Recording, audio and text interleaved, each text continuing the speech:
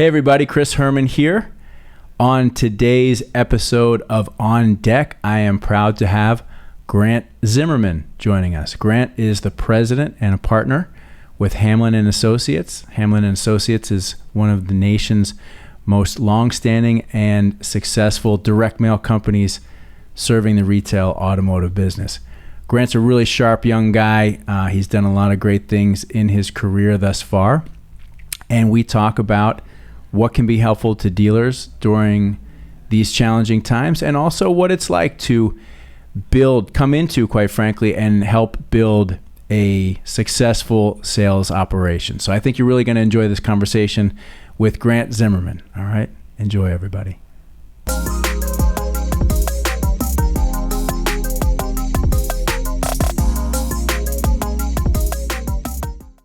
Grant Zimmerman, welcome, man. Thank you. How are you? I'm good. I asked you right as you get. Go ahead, have a sip. Thank you. Grant, you are on deck. I'm glad to see? It's okay to totally screw it up, right? Perfect. right It's from real. the beginning. It's real. Grant, you are president and partner in Hamlin and Associates. Yes, sir. Which is the parent company. Of course, there's also Agency Alliance and the... Backstop Communications. That's right. I'm curious because we've spoken a number of times, more in like presentations, and I've just had a conversation with John, and I've known John a little bit longer. Yep. I'm curious to get a little bit more of your backstory, how you worked your way into the business. Yeah, my backstory, if you listen to John's, it wouldn't be anywhere near as entertaining. My backstory, I come from a small town in north central Illinois, a place where my family had a business. I expected to, in the long term, take that over. At some point in time, things come together. They had a buyout option, and they took that, which is great because it led me to where I'm at right now, and it's a pretty cool spot. Yeah. But I met John. I was actually interning for ADM, Archer Daniels Midland, a big agriculture company.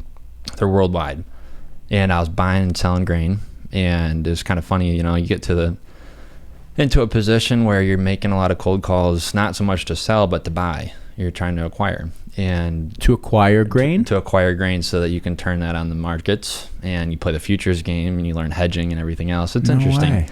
But, buying is a lot like selling. And I got hooked on watching Grant Cardone videos, and it's kind of funny, we just talked about whatever it takes.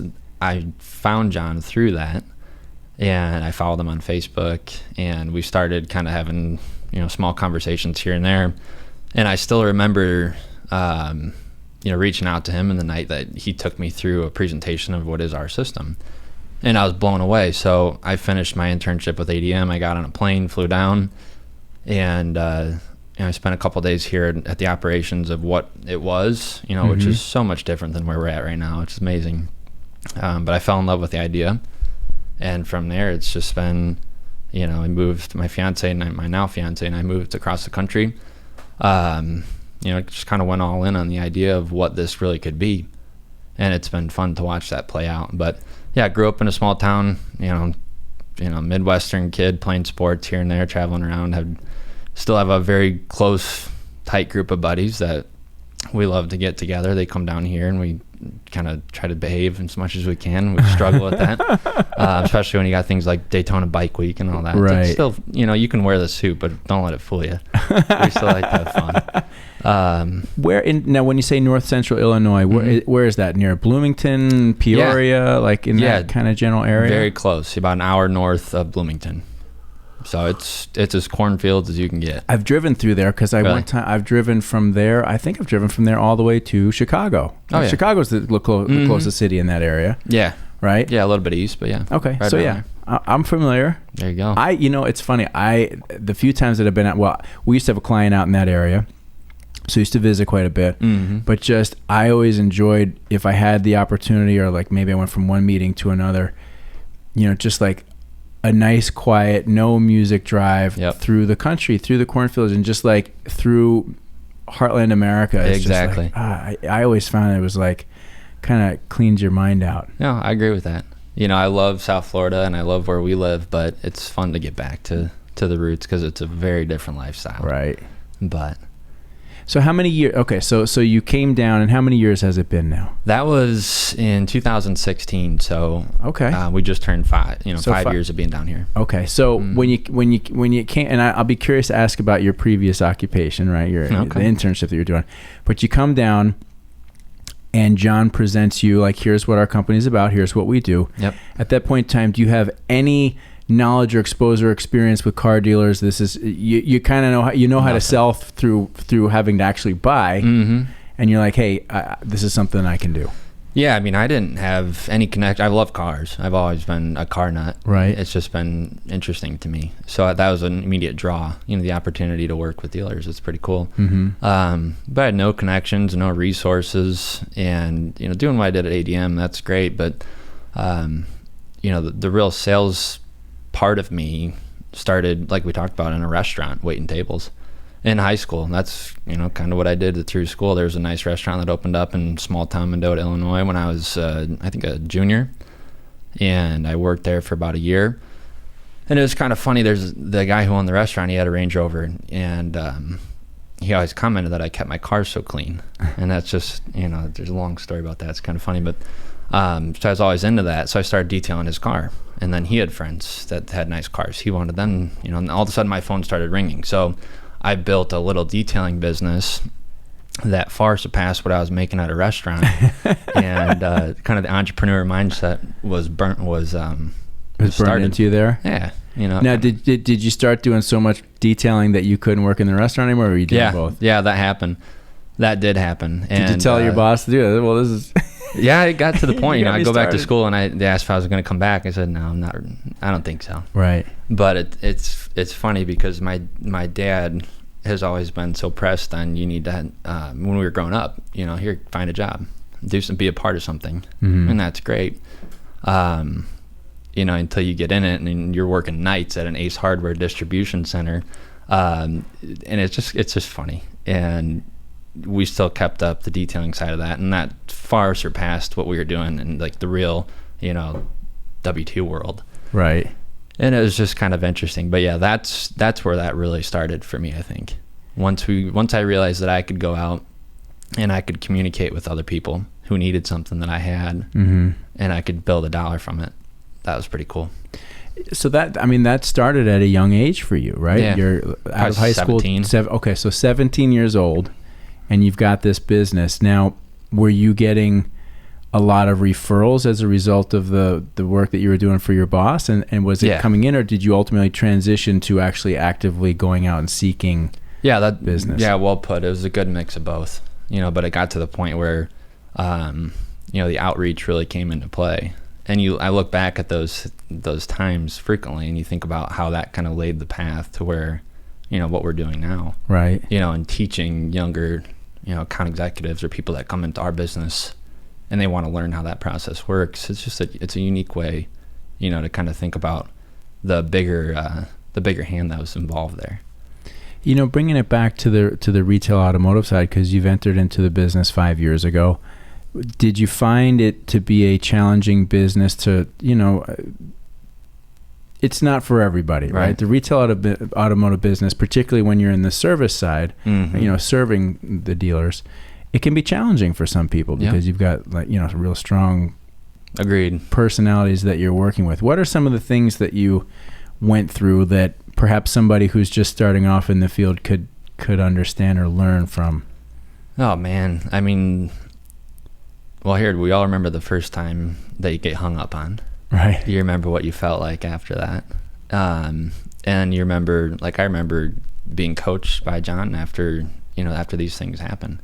Anybody in sales remembers their first bad experience, and they remember their last deal. Right. But I think the biggest things that we focus on, and anybody who's starting out in this business needs to really hone in and realize that this is not a game of a hard sell. This is a game of building a relationship. And if you can build a relationship, then the relationship withstands times like what we're going through right now with inventory. It can withstand really anything, in my opinion. Because all of a sudden, it's not about pushing or picking up a deal. It's about helping somebody get what they want, and you've got a solution to help them do exactly that. And that's always been my big focus and what we talk about with our guys. Here, build a relationship, don't build a deal. It's I'm really glad to hear you say that. It's fundamentally how we feel as well too, and that was something that my dad pounded into me. For years it was, it's all about the relationships. It's all about the relationships. And there was a time in my career where I was just so focused on doing the work, you just got to do the work. But it is, and particularly during times like this, I mean, this is a time in our industry where relationships are extremely important. Yep, agreed. Because there is this sort of, particularly, on the marketing side, there is a little bit of uncertainty as to when are dealers going to ramp it back up. I mean, I would argue that time needs to be now. Let's go. Okay. Right. Paid political announcement brought to you by. But seriously, there's, these are times when the relationships really, you really need them. Definitely. And that's something where even, whether it's difficult or great, it's something that you can celebrate, together with your clients that you've done a good job building that relationship with. It's completely different. We've got people who, there are dealers across the country that are like best friends with us. We've got dealers that are like family. We've got dealers who will call us when they need us, and every one of them is great. We appreciate the heck out of all of them, but there's something to be said about a true relationship, and exactly what that looks like when you see it. So what does it look like? What's at the heart here of a good this ideal relationship with a client? That's a great question. I mean, I think the biggest thing is that the difference between having a relationship and focused on just the business side of that is taking a true interest. You got somebody who's bringing their family down to Disney World, and I'm an hour away from there, and we coordinate a dinner every time that we can. We get together. It's like you build it's a friendship, just like anything. More so than picking up the phone and begging them to call or begging them to do business with you. You don't have to do that when you've got a friendship or you got a relationship built with your client.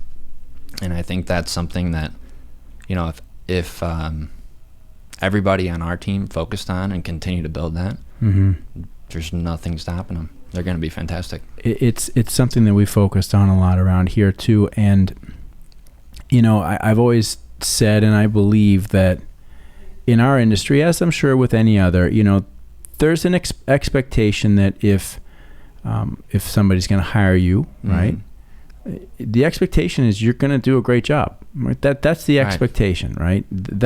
So that becomes standard, right? That's not necessarily the differentiating quality about your business or another, right? You guys have a great company. You offer a great product. There are other companies that have great companies that offer great products or services, right? We all have that to some degree. So that's sort of the given. It's that closeness and that caring and really understanding what it is that your client wants to achieve and helping them do that. And that you got to be selfless. That means sometimes, you're not going to make as much money on that. Or, there's times where there's that give and take, or you might say, well, this isn't the best month to use us, right? Exactly. No, that's very true. Very true. And, clients, I think, I've always found clients appreciate that, but those are the things that lead to what you're talking about, which is the developing the personal relationship, getting together for dinner, spending time at the store. Anything. Right. Spending time. Do you find, now, obviously it's different because none of us have really traveled to stores as much in the last year and a half or been out to as many client dinners. But that being said, do you have clients that when you spend time with them, 15% of the time is business and 85% of the time is the relationship? Probably even less. Right? And that's the same thing. It's taking an interest and being genuine, because it's enjoyable. There's so many awesome people that I've met in the car business across the country. I feel like, I swear to God, every time I go somewhere, I come back with somebody that I look forward to actually, one, helping, but two, getting to know, and that's when that starts. That's been my experience ever since I started doing what I do. Did you find that there was a process that you went through to get comfortable in that role with client? Was it, or did it come right away? It was a mix, and I kind of got thrown into it. I remember it's crazy, the big picture of all this, as John and I talk about frequently. But I started in, June of 16, picked up my first group in July of 16, so the next month.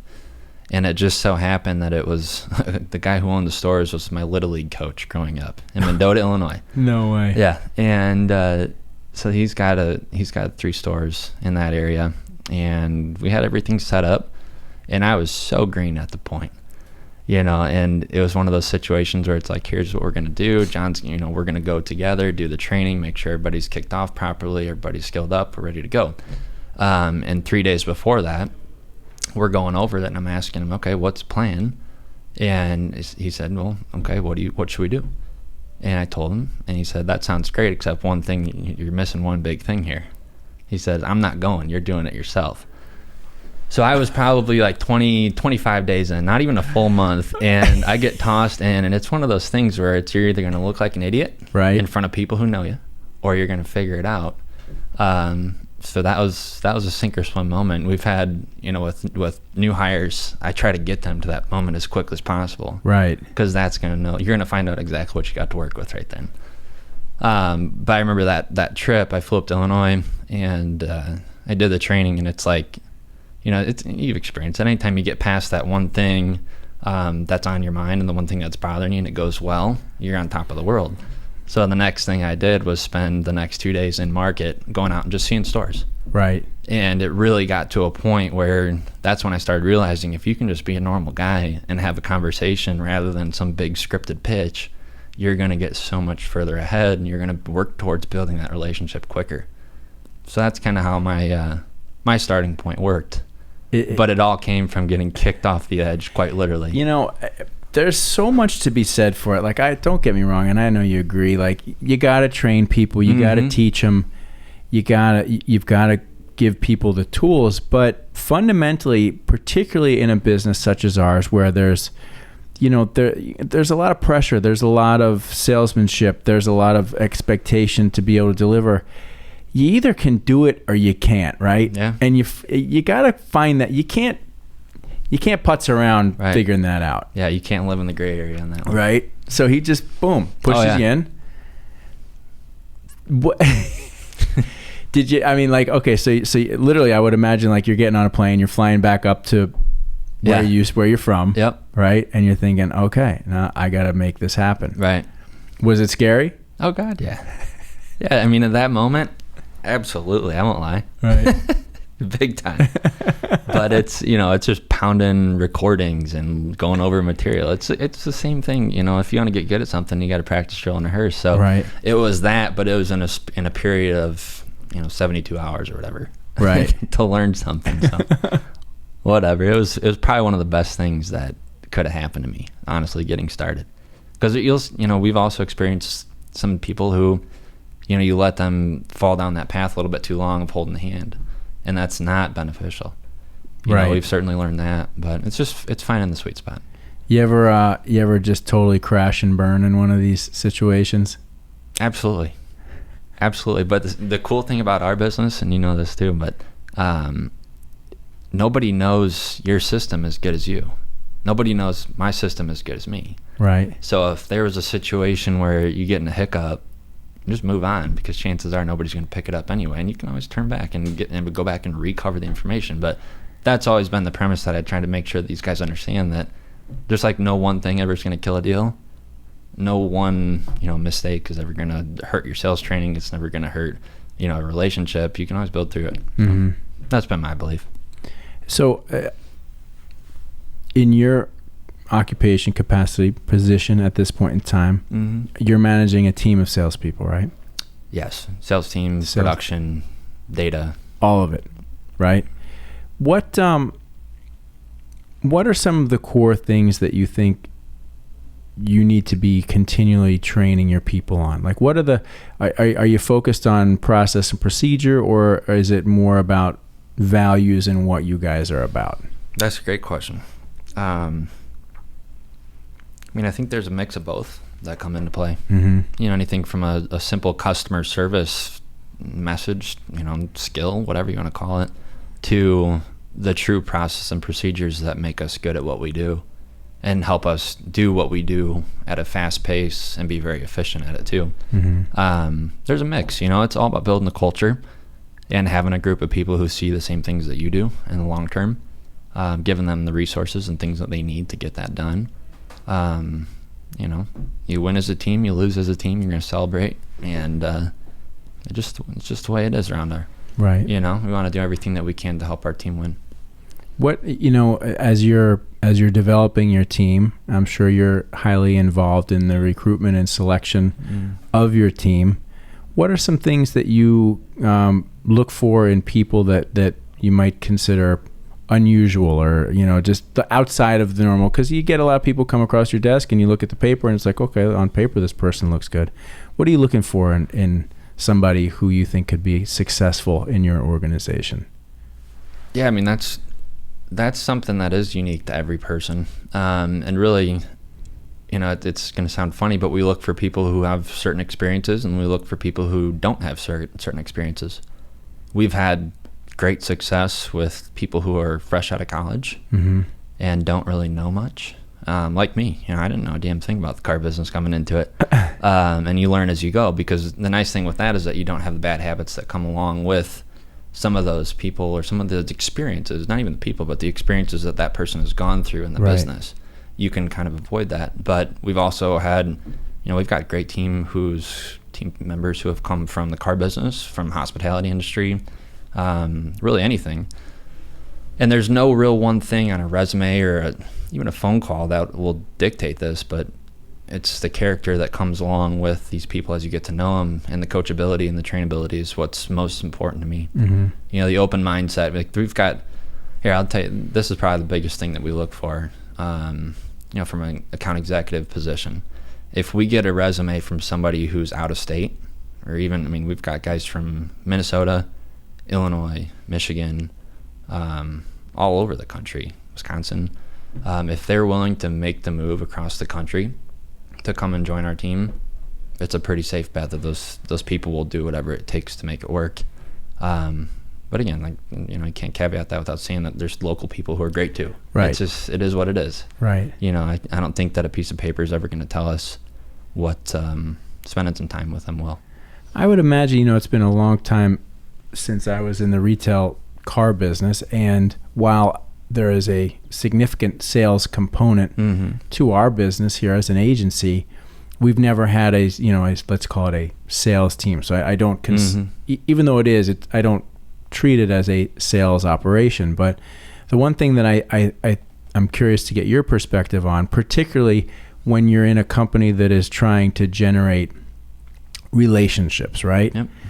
That can be difficult to train people on, because a lot of people who enter into the sales field are trained in many ways to follow, I have to follow these steps, right, in order to earn the opportunity to present a product, to go through my presentation, to ask the right, qualifying questions, and then hopefully close the deal.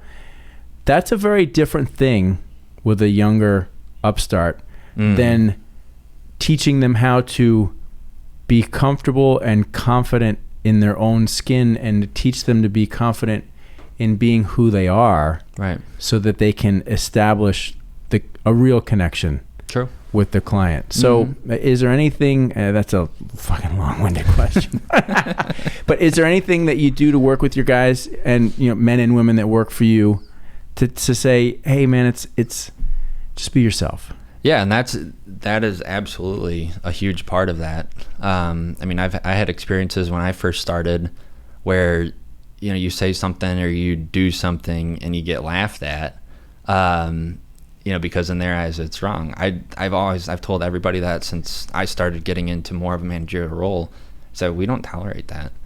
Everybody learns at their own pace. We want to accelerate that. We'll give you the tools to do that. But if somebody is going to screw with you as you're trying to learn something, you can fucking beat it. I don't want you. Right. It's just, first of all, it's not being, that's not the kind of human being that you want associated with our company, or with our companies. But it completely tears away the learning environment for what it should be. in my opinion. And like you said, it's not an easy thing to just jump right into. Mm-hmm. So it's something where we want to instill that confidence so that anybody can go into that situation with, and with the information and the knowledge that they need to be successful and execute that. Mm-hmm. So, as you look forward, on the retail side of the business, we've talked a little bit about now being, a very unique and challenging time in some ways. mm-hmm. As you look forward, over the next 5 years, as you're planning your career and helping the growth of your company and continuing to be a leader within the company, what are some of the things that you're looking to the future as to say, whether it's goals, technologies, different things that you're looking in order to continue to grow your company? What are some of those things? I mean, our biggest goal, number one, is to always have the mindset of we're going to blaze the trail. We're not going to follow the beaten path. We're going to be the ones that are out there doing it first. We're going to have the best technology in place. There's a reason why we've got the team that we do from a data and software and developing standpoint, because we want to be the ones that if we have an idea at 8 o'clock on a Thursday night, we can have that in place by Friday morning. Mm-hmm. And that's always been something that I've been very proud of. Or a dealer, they have an idea that, hey, I like how your software does this. I'm just curious if we could tweak it to do this, would that be something that's realistic? And if it's a good idea and it makes sense to do that and implement it, we certainly will.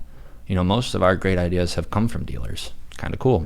But as you look towards the future, yeah, it's just a matter of, staying out in front, focused on being the best at what we do, the best service, the best product, and just continuing to work for the client, not the other way around. Well said. Thanks. Curious, having grown up in the Midwest mm-hmm. and then relocating to North Central Florida, would that be a safe? Yep. What have you found any cultural differences, or is there anything in your toolkit coming from the Midwest that has been particularly advantageous? Wow. Had a hard time getting those words out. Particularly advantageous for you. Any differences? I mean, some things that you've noticed just, from a work ethic standpoint, and that sounds so cliche. Right. It's a very laxed community. It's people are easygoing, which is great. I love Florida. I really do. I don't see myself going anywhere else. But it's just a matter of getting people there. And, the school thing here, this is one that always makes me think. I was at school, our day started at 7:55. Mm-hmm. Kids down here, they're not going to school till 9:15. So it's a difference in culture. And right. That's cool. Hey, that's fine.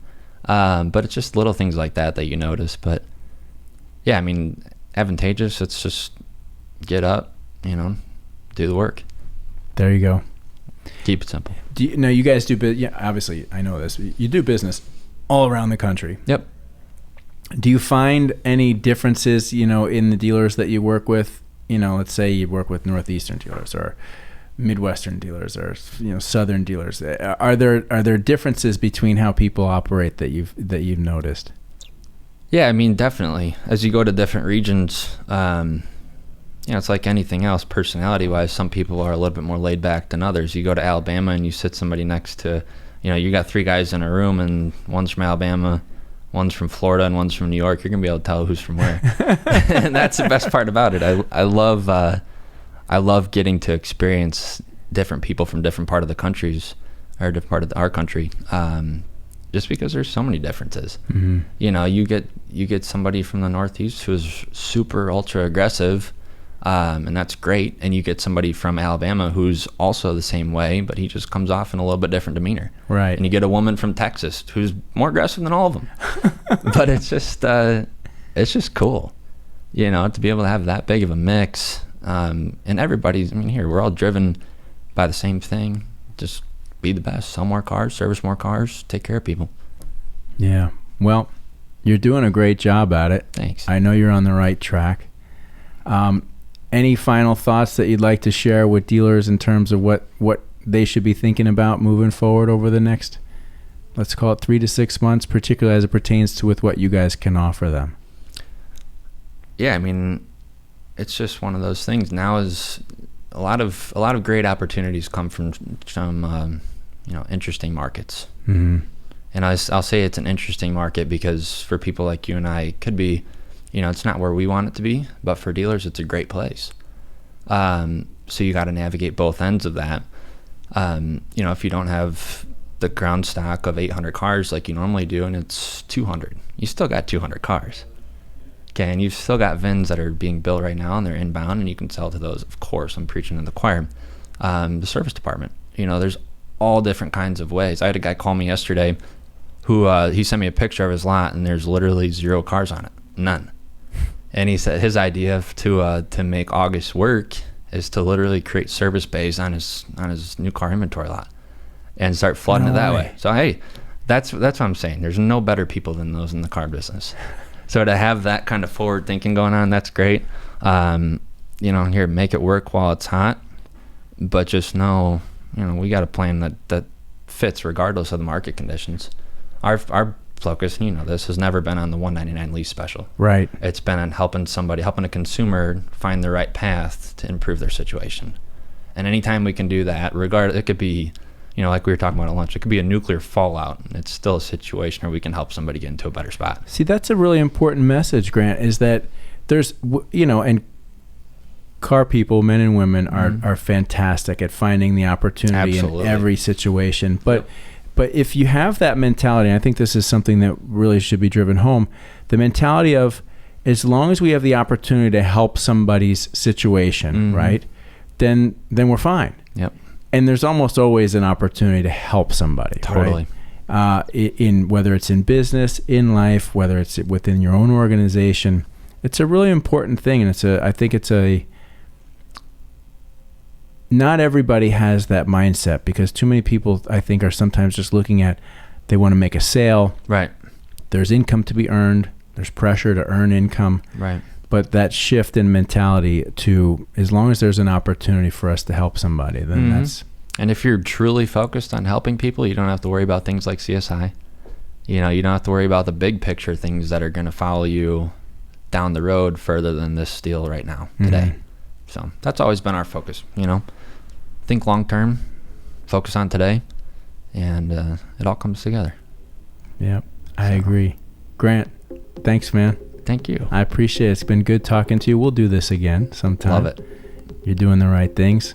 Thanks, Chris. All right, man. Cheers. Cheers. Peace.